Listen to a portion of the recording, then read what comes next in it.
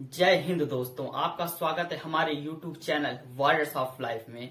दोस्तों, बचपन से लेकर आज तक टीवी सीरियल, स्कूल, कॉलेज, यहाँ तक कि बॉलीवुड की फिल्मों में भी बस यही दिखाया गया कि मुगल महान थे, लेकिन ये कभी भी नहीं बताया गया और ना ही समझाया गया कि हमारे भारतवर्ष में मुगलों से पहले भी कई सम्राटों ने राज किया और मुगलों के आने के बाद कई सम्राटों ने, कई महारथियों ने मुगलों से संघर्ष किया। इस चीज को हमें कभी भी नहीं दिखाया गया और हमारा इतिहास छिपा लिया गया। तो दोस्तों, आज हम अपनी इस वीडियो में उसी इतिहास की सच्ची घटना और सच्चाई आपको दिखाना चाह रहे हैं। अगर आपको वीडियो पसंद आए तो लाइक, शेयर, कमेंट, सब्सक्राइब जरूर करिए। भारत की इस भूमि पर इतिहास से लेकर आज तक सिर्फ महाशूरवीरों ने जन्म लिया है। जब भी देश पर संकट आया है और विदेशी घुसपैठियों का आक्रमण हुआ है, तब तब माँ भारती के रणबांकुरों ने रणभूमि में तांडव मचाया है और दुश्मनों को धूल चटाई है। वैसे तो भारत में कई महायोद्धा हुए, लेकिन आज हम उन भारतीय सैनिकों के नाम आपको बताएंगे जिनके पराक्रम और शौर्य को पूरा विश्व जानता है, जिनकी एक हुंकार से दसों दिशाएं कांप जाया करती थीं, जिनके आगे घुसपैठिए हुमायूं, बाबर, अकबर, औरंगजेब और बख्तियार खिलजी ये सब धूल के कण के समान भी नहीं थे। तो आइए शुरू करते हैं भारत के असली वीरों की महान वीर गाथा।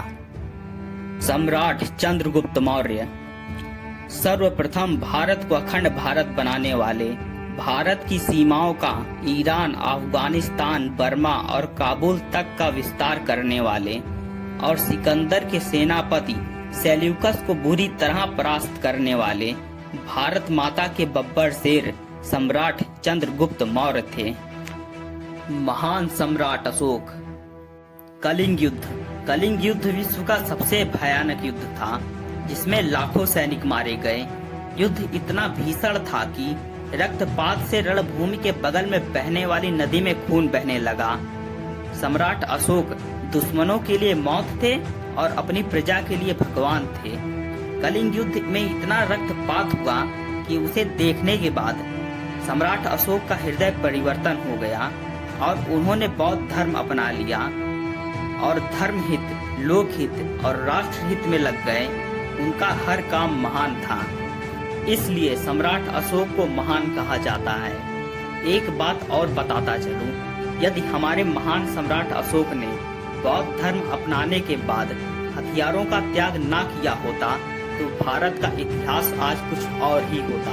तब ना तो मुगलों का कोई भारत में अस्तित्व होता और ना ही झूठे इतिहासकारों के द्वारा मुगलों को महान बताया जाता। महान सम्राट विक्रमादित्य। सम्राट विक्रमादित्य वो महान शासक थे जिन्होंने शकों को युद्ध में बुरी तरह पराजित किया था। उनके साम्राज्य में किसी चीज की कोई कमी नहीं थी। उनका हर कार्य जनहित और राष्ट्रहित के लिए होता था, इसलिए उन्हें महान कहा गया और उनके बाद उनके नाम की उपाधि 14 राजाओं को दी गई। सम्राट विक्रमादित्य का शासन मिस्र और अरब तक फैला हुआ था। सम्राट कुमार गुप्त ने शिक्षा के क्षेत्र में सबसे ज्यादा ध्यान दिया और अपना योगदान दिया।